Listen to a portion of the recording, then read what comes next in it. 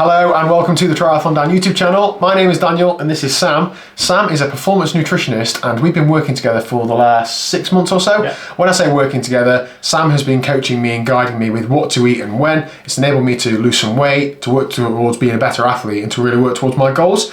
Now what we've done now is we're not having a very sugary buffet. We've been through my cupboards and I've got all my sports nutrition out, and hopefully this video will guide you as to what you can eat and drink during any endurance event. We're going to cover solids, liquids, electrolytes, everything in between, choose when these things might be appropriate, benefits of some, drawbacks of some, my experience of some of these products and Sam's professional advice about what they've actually got in them. So, Sam, there's quite a mix here, isn't there? I'm a bit of a jack of all trades, I think, nutrition-wise. You've got everything under the sun here. Yeah. I was quite surprised how many different options there are, to be honest. I know. Don't check the dates on all of them. What do you want to start with? Let's start with drinks. Is probably a good place to start. So a few different options here. So your previous sponsor, the current sponsor, the Satya, full steam carb mix. So I would say this is quite a basic carb mix, but it's like different flavors, which is what drew you to it in one of the first instances. But in terms of, well, there are two things: the type of carbohydrates that are in it. So we've got maltodextrin, glucose essentially, and then sucrose in this one.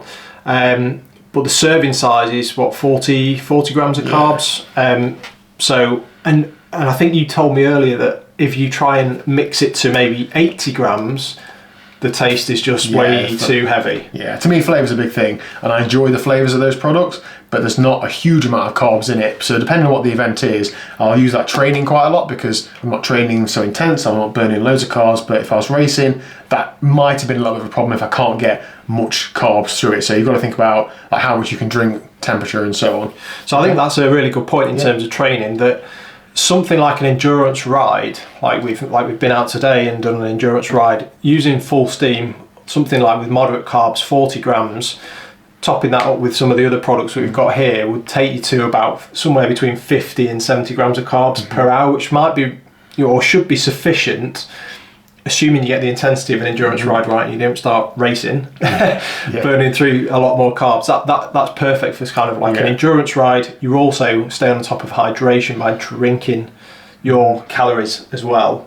So you're kind of covering two birds with one stone, if you like there. So other options, I've recently tried some OTE super carbs, mainly because I like the brand, and also they're sponsoring an event that I'm doing in a few weeks. So I wanted to test if I got on with the on-course nutrition, and they've got some more carbs in it. And you've also got an option from Sturka. I do have a pouch of that, I haven't used it yet, so I can't comment on the taste and so on, but how do they compare and contrast to the full steam, and what are the differences? What should people be looking for in a carb mix product? Yeah, so this is probably more targeted, the super carbs is more targeted at racing, and so immediately it's 80 grams of carbs in this sachet, and the flavour reflects that. So it's 80 grams diluted in 500 mils, whereas this was B40 diluted in 500 mils, and the taste would reflect that. But yeah, 80 grams. So we've got a combination of glucose, fructose here, so multiple transportable carbohydrates. So they're basically taken, well, that maximises the uptake through the gut and into the system, make it quite quick. So a 2-to-1 ratio in this super carb mix. Perfect for racing. What with this, the movement, I suppose, in sports nutrition is now to this new combination of glucose and fructose, which is now, we think, the more optimal ratio is 1 gram of glucose to 0.8 grams of fructose. So this is the some people in the comment section right now going like that. So there's been a bit of research on this over the last few years, and this 1 to 0.8 ratio is now what we think is optimal for maximising glucose uptake, sugar uptake from the gut, essentially. So Sturka's a great option. Yeah, we've recently partnered with Sturka, so I can comment on that. I like the taste. I appreciate it's not the same for everyone. These are 90 gram sachets, so the highest on the market. There's one with caffeine in as well here, which we can kind of cover as well. 150 milligrams of caffeine, so that's another good option. But I think both the Sturka or the super carbs, or there's the SIS or whatever you want to choose, that 2-to-1 or ideally the 1 to 0.8 ratio of glucose to fructose is what you should be aiming at for racing. And I also think getting at least some of your carbohydrate during a race from a drink is a good option because it's easier to take in. It's exactly that. So I really place flavour at the top of my priority list, because if you like it and enjoy the taste of it, you're going to drink more of it. If you've got something in your bottle that you don't like, you're going to delay it or hesitate or not have it, and then you're going to crumble because you're not fueled. So that sort of information is definitely worth bearing in mind, and it might make me train more on something that is more suited to racing, so that I can be used to it and can enjoy it, and so then can perform better. So that makes sense. I get into a bit of a creature of habit sort of thing, and use the same thing over and over, or use the things that's at events. Okay, interesting, good. What about electrolytes? So I've got a couple of sachets of electrolytes, and also some of these tabs and things. When would you use these, and are they useful or are they not? Yeah, I think, so this is largely related to your sweat rate, or sweat concentration, I should say, rather than sweat rate. That both are interlinked, of course.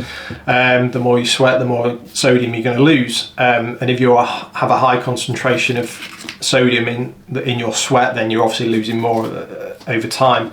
So replacing those during longer events is really critical. So one of the things we haven't got here is the precision fuel and hydration options, which are one of the highest on the market. Sturka have recently brought out a 1,000 milligram of sodium tab, which is going to be a good option for people. Like the pH 1500's actually 750 milligrams of sodium in that. These are a little bit lower, more like 250 to 300 milligrams of sodium. So I think day to day these are useful. Something like when you go for a swim, for example, having one of these in your bottle might be useful, particularly if you suffer from cramps when swimming. It's a good option. There's some sodium in those, isn't there? Yeah, so there'll be some sodium in these drink mixers. It won't be as high as certainly won't be as high as some of the higher options from like Precision Fuel and Hydration or Sturka or something like that. These are obviously flavoured. You can get flavourless ones as well. So I've got a neutral one because I was aware that there wasn't much sodium in the carb mix I was using, so I mixed the carbs up for racing and put one or two of those in, because they're no flavour. It makes them a bit fizzy sometimes, but you get that sodium in that way. So I think one of the important things to think about with sodium is and it's really critical in longer distance racing, middle distance racing, that you understand firstly what your sweat rate is, and that's an easy calculation to make just during training, but also understanding how salty your sweat is, how much sodium you're losing per hour. Because the longer you go, that's going to have a huge impact, especially if you're racing in hotter climates. If you get white stains on your kit, and if you get a crusty face, you're pretty salty. That's the classic sort of way to approach it. And there's the online sort of questionnaire things on Precision Fuel and Hydration website is a good option to at least get an idea of what that might be. But that's one of the things that we see in middle and long distance racing that affects people the most, is that cramping towards later in the race. And I'm assuming you're going to have to take a lot of this if you're in danger of like overdosing anyway, so you're almost silly not to just stick some in the bottle, aren't you, surely? Yeah, I mean, you can overdose on it, I suppose. This isn't medical advice. But it's just about understanding. And what we might do, like in the preparation for a race, for example, and Dirty Reaver's a good example of this, or Outlaw that you've got coming up, is the day before focus on taking in sodium as well. So we're doing a bit of a preload, because it might be that, particularly if you have a very high sweat rate and or a high concentration of sodium in your sweat, you just can't possibly replace that during the event. So getting ahead of your sodium intake is I see people on Instagram doing that, but I just assume it's an advert, so maybe there's actually something in it as well. I think there is something in it for sure, yeah. Good. Okay, moving on to solids then. So I've not got a huge range of solids because I do tend to lean more towards liquid nutrition, but I've got some OTE Duro bars here, some SIS Beta Fuel chews, and then some Power Bar chews. Now this is based on what I like the taste of and texture of, and what I like getting down me, so I do lean more towards the chews than the bars. But when is it appropriate to have solid food? Is there a time you wouldn't have solid food? How useful are these sorts of things? I'm also seeing this glucose fructose ratio thing on these Beta Fuel chews. So I would say this is massively down to personal preference and what you can tolerate and at what point. But generally, I would focus on things that are more solid when you are on the bike. The Duo bars are a good option, like rice bars. Sturka also do a rice bar, which is quite high, like 50 grams of carbs, which is quite easy to carry, and they're not so heavy as well, easy to get down. Something like maybe like a Cliff Bar is a bit more like flapjacky. There's a bit more fat in there, a bit more protein than these, which are a bit more focused on carbohydrate only. And what I would say is that that's the reason to have them on the bike, especially. Things like Cliff Bars are okay. Yeah. Probably during the first part of the bike as well, on middle or long distance racing, because you want to give your body time to digest that and it not impact what you're going to do on the run. So that's why I would tend to stick to the kind of solids, generally speaking, on the bike. I struggle a bit with solids on the bike, like bars like that, especially when it's cold, because they are quite firm. I know today when we went out, it was relatively mild, and I had one of these like in my jersey, like against my skin, and it was quite soft and a bit melted, but that was a lot easier to eat. So I definitely think about those sorts of things in races. Okay, solid foods. What about chews and stuff then? So I've got the two examples I've got here. I've got Power Bar shots and Basic Fuel Dual Source Energy Chews. Yeah, so some differences in the amount of carbohydrate and the type of carbohydrate. So the Beta Fuel has the glucose fructose 1 to 0.8 ratio in there. What are they, 46 grams of carbs there. Similar. And the packet's similar there. 49. And again, this is down to personal preference. Some people will be happy having these on the run. Whereas from a personal perspective, I would always look to gels. If you're unsure, it's always about practicing this in training, but I think again they're a bit more solid, so maybe you switch more to those on the bike. If you've got the dexterity and you're comfortable undoing some of these packets or on the fly basically as you're riding, so that's it's one of the things to consider, especially in this Swift world that they live in. Everyone's got their nutrition lined up next to them in the garage, and it's very easy to get out on the Swift, and then you try and go outside and it's that's a new skill to learn.